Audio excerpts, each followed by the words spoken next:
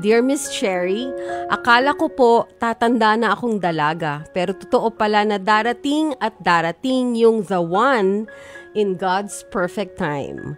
39 years of age na ako nung nakilala ko si Vincent. Nakatabi ko siya sa bench, sa park, sa bayan namin at nagkangitian kami tapos inalok niya ako ng chicharon. Ang sabi ko, no thanks. Bakit naman? Sayang yun. Pero nag-insist siya, kaya kumuha ako. Okay, good.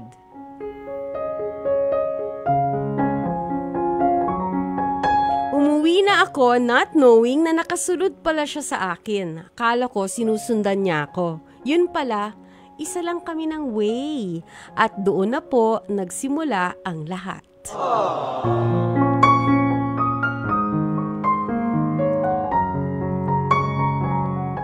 Nagpakilala siya sa akin at we're living in the same subdivision pala, kaya ayun, sabay rin kaming umuwi. Tuwing Sunday, sabay na kaming nagsisimba hanggang sa nagtapat na siya ng pag-ibig sa akin. Parang kabilis naman ang mga pangyayaring ito. Inabot din ng 6 months, Miss Cherry, bago ko siya sinagot. Alright. Grabe.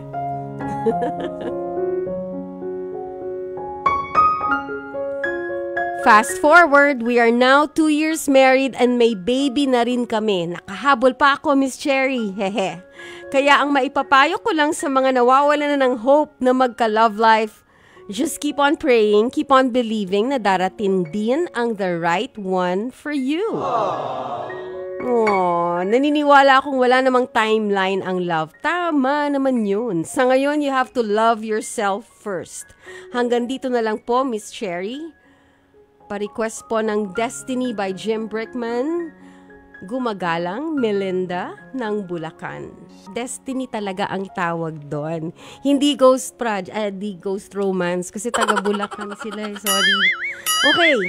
So, ang sabi nga, 'di ba, you can't hurry love. Hindi minamadali. Akala mo, sabi mo tatanda ka ng dalaga pero hindi pala kasi nga everything happens for a reason. Everything happens when it happens. Pag nangyari, hindi pwedeng earlier, hindi pwedeng later. It has to happen when it should happen. It's not scheduled. It's not something we can predict. The best romances are not predicted. They don't happen when you plan them. They just happen. And when they happen, they take you by surprise and they take you to a road na akala mo hindi mo tatahakin, pero eto na yon dahil nga sa ngalan ng pag-ibig ay nandyan ka na, 'di ba?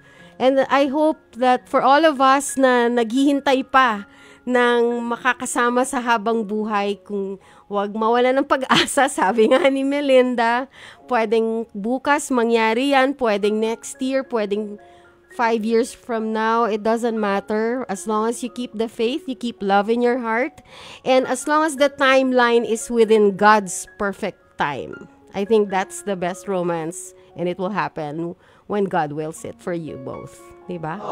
So stay happy, Melinda, with you and your loved one and your 2 children, si Vincent at ang inyong mga anak, and stay happy. Okay? Mga kapatid! Dito tayo sa totoo. O, yan yun yung boses. Pagbigyan nyo na, minsan lang naman yan. Siyempre, dito tayo sa True FM, hindi ba? Like, share, subscribe, follow ang ating mga social media accounts, ha? At True Network PH. Yun lang ang keyword na hahanapin nyo. TrueNetwork PH. O, like, share, follow, subscribe para bongga talagang level sa atin. Sa FB, sa IG, sa X na dating Twitter, sa YouTube and TikTok, pati na rin sa mga podcast.